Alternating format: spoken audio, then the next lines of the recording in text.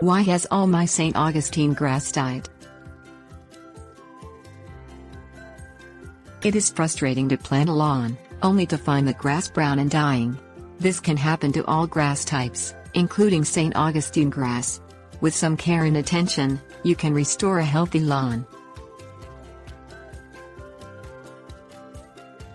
Identification. Brown patch is the most common cause of death in St. Augustine grass.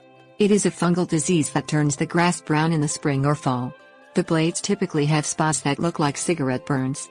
It grows in circular-shaped patches that range from a few inches wide to several feet. Prevention. It is easier to keep your St. Augustine grass healthy and prevent brown patch than to treat it. Water your lawn only when the soil is dry. When you water it, do so in the morning because evening water invites disease. Avoid using fertilizer with a lot of nitrogen in the fall because the fungus will attack the new grass that grows. When you mow, take all the clippings from your yard to limit spread. Potential. You may be able to save your grass with fungicide sprays. Apply them when it's warmer.